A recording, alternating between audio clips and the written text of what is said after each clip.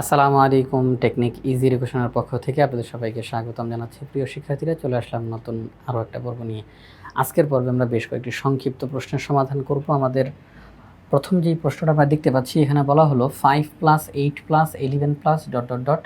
এই যে একটা ধারা, এই ধারাটির কোন পদ 383, অর্থাৎ এই ধারাটার কততম পদ 383। এই ধারাটাতে প্রথম পদ হচ্ছে 5, দ্বিতীয় পদ 8, তৃতীয় পদ 11, কততম পদ 383, এটা তারা জানতে চায়। তো আমরা বললাম প্রদত্ত ধারা 5+8+11+... ধারাটির প্রথম পদ অর্থাৎ এর মান হচ্ছে 5, ধারাটির সাধারণ অন্তর অর্থাৎ দ্বিতীয় পদ থেকে প্রথম পদ বিয়োগ দিলে আসে 3, তৃতীয় পদ থেকে দ্বিতীয় পদ বিয়োগ দিলেও আসে 3, তাহলে সাধারণ অন্তর হচ্ছে 3। তাহলে আমরা দেখলাম যেহেতু এখানে সাধারণ অন্তর পাওয়া গিয়েছে, অর্থাৎ পদগুলোর মধ্যে অন্তর সমান, তাহলে সেই ক্ষেত্রে এই ধারাটি হচ্ছে একটি সমান্তর ধারা। তো সমান্তর ধারার ক্ষেত্রে ওই যে 383-র কথা জানতে চাচ্ছে, ওটা কততম পদ? আমরা বলবো মনে করি n-তম পদ হলো 383। এবার আমরা যখন ওই n-তম পদ নির্ণয়ের যে সূত্র, সেই সূত্র যখন অ্যাপ্লাই করব, তখন আমরা n-এর মান পেয়ে যাব। আমরা বলবো এততম পদ হচ্ছে 383। n-এর মান যদি 10 আসে, তাহলে আমরা বলবো 10তম পদ হচ্ছে 383। n-এর মান যদি 21 আসে, আমরা বলবো 21তম পদ হচ্ছে 383। তাহলে চলেন আমরা এখন লিখি এখানের মধ্যে, মনে করি ধারাটির n-তম পদ সমান 383। n-তম পদ সমান্তর ধারার ক্ষেত্রে n-তম পদ নির্ণয়ের সূত্র হচ্ছে a + n-1 × d। এখানে a প্রথম পদ, n হচ্ছে নির্দিষ্ট করে কততম পদের কথা বলা হচ্ছে, d হচ্ছে সাধারণ অন্তর। আচ্ছা, তাহলে প্রথম পদ হচ্ছে 5, n এর মান তো আমরা জানি না, এটার মানই তো আমরা বের করব, d সাধারণ অন্তর 3। আচ্ছা, তাহলে এই যে ব্র্যাকেটের সাথে 3 গুণ আকারে আছে, তাহলে 3 দ্বারা গুণ করলে 3n, 3 দ্বারা গুণ করলে 3, 5 থেকে 3 বিয়োগ করলে হয় 2, এই 2 ওই সাইডে গিয়ে বিয়োগ হবে, 383 থেকে 2 বিয়োগ করলে 381। তাহলে কি আসলো? আমরা দেখতে পাচ্ছি 3n = 381। তো n এর সাথে 3 গুণ আকারে আছে, এই 3 ওই পাশে গেলে ভাগ হবে, 381-কে 3 দিয়ে ভাগ দিলে n এর মান আসে 127। n এর মান কত? 127। তাহলে n এর মান 127, তার মানে কি? যে আমরা যদি একটু কথাটা এটার দিকে যদি তাকাই, ধারাটির n-তম পদ সমান 383। এখন আমরা দেখলাম n এর মান 127, তার মানে ধারাটির 127তম পদ, ধারাটির 127তম পদ হলো 383। তাহলে আমরা বলতে পারি যে আমাদের এখানের মধ্যে যেই ধারাটা দেওয়া হয়েছে, সেই ধারাটির 127তম পদ হলো 383। এবার পরবর্তী প্রশ্ন, এখানে আমরা দেখি কি জিজ্ঞাসা করলো আমাদেরকে। এখানে জিজ্ঞাসা করা হয়েছে 5+p+17+... এই যে একটা সমান্তর ধারা, তারা প্রশ্নে বলেই দিচ্ছে সমান্তর ধারা, প্রশ্ন কিন্তু বলে দিচ্ছে সমান্তর ধারা। এই সমান্তর ধারার পি এর মান নির্ণয় করো। প্রিয় শিক্ষার্থীরা, সমান্তর ধারা কথাটা যখন বলেই ফেলছে, তার মানে যে কোনো পদ থেকে তার আগের পদ বিয়োগ করলে যেই পার্থক্যটা পাবো, এই পার্থক্যটা বারে বারে সমান থাকবে। আমি দ্বিতীয় পদ থেকে প্রথম পদ বিয়োগ দিলে যেই অন্তর পাওয়া যাবে, তৃতীয় পদ থেকে দ্বিতীয় পদ বিয়োগ দিলেও সেই একই অন্তর পাওয়া যাবে।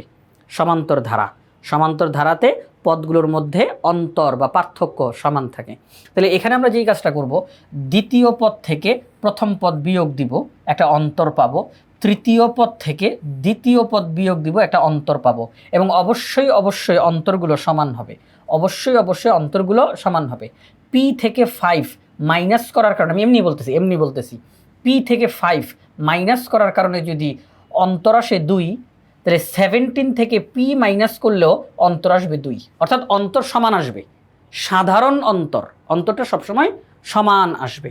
ওকে, ফাইন। তাহলে আমরা এখন লিখব যে যেই সমান্তর ধারাটা দেওয়া আছে, তার এই যে সমান্তর ধারাটা লিখলাম, ধারাটার প্রথম পদ a = 5, সাধারণ অন্তর দ্বিতীয় পদ থেকে প্রথম পদ বিয়োগ দিলাম, আবার তৃতীয় পদ থেকে দ্বিতীয় পদ বিয়োগ দিলাম।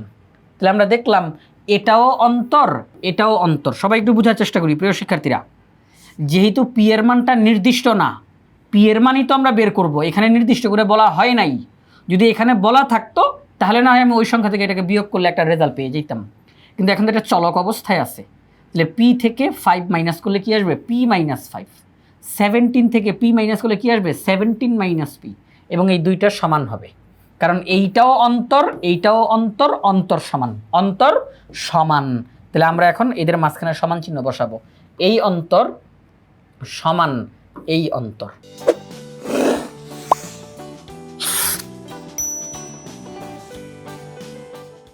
সাধারণ অন্তর সবগুলো পদের ক্ষেত্রে সমান হয়। এখন ক্যালকুলেশন করার পালা। -5 এই সাইডে চলে আসুক, +5, -5 ওই সাইডে চলে যাক, +5।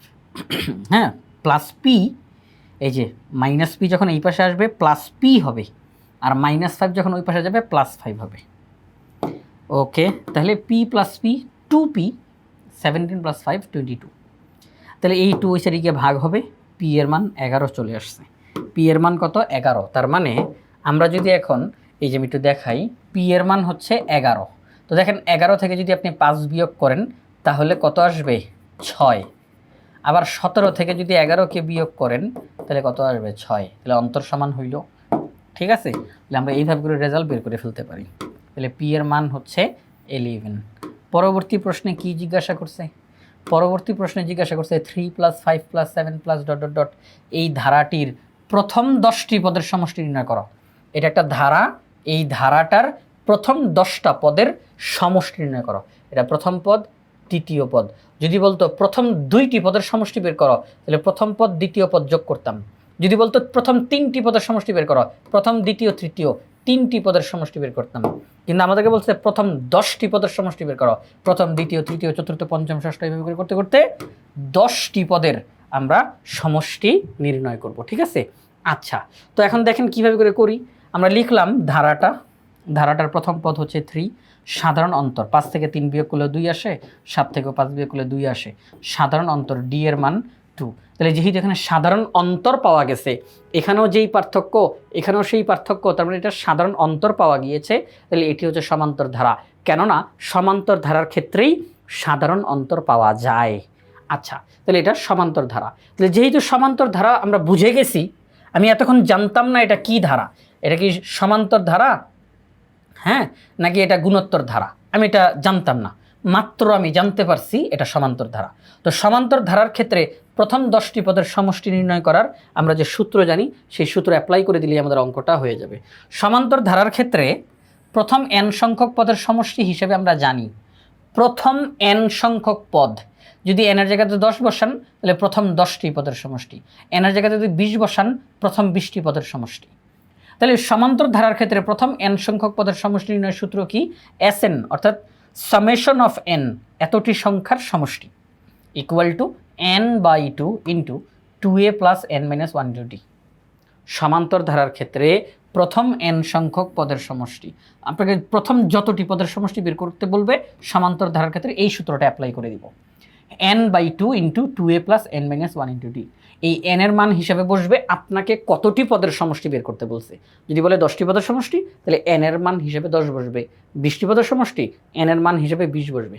আচ্ছা, ঠিক আছে, তাহলে আমরা বলবো সমান্তর ধারাটির প্রথম 10টি পদের সমষ্টি S10 equal to 10/2 into 2 into a এর মান হচ্ছে 3, প্রথম পদ a এর মান 3 প্লাস 10টি পদ বলছে না, তাহলে n এর মান 10 বিয়োগ 1, d এর মান 2।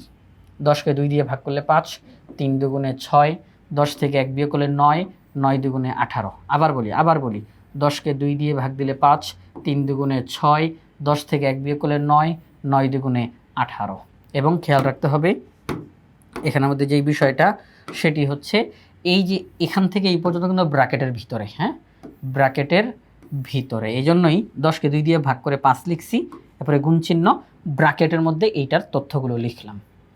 18 আর 6 হচ্ছে 24, 5 24-এ 120। তাহলে আমরা বলতে পারলাম বা জানতে পারলাম যে এখানে যেই সমান্তর ধারাটি দেওয়া, সেই ধারাটির প্রথম 10টি পদের সমষ্টি হচ্ছে 120। প্রথম 10টি পদের সমষ্টি কত? 120। এটা যেই ধারা, প্রথম পদ, দ্বিতীয় পদ, তৃতীয় পদ, চতুর্থ, পঞ্চম এভাবে করে প্রথম 10টা পদের সমষ্টি হলো 120 বের হয়েছে। তো প্রিয় শিক্ষার্থীরা, আজকের পর্বে আমরা এই কয়েকটি সংক্ষিপ্ত প্রশ্নের সমাধান করলাম।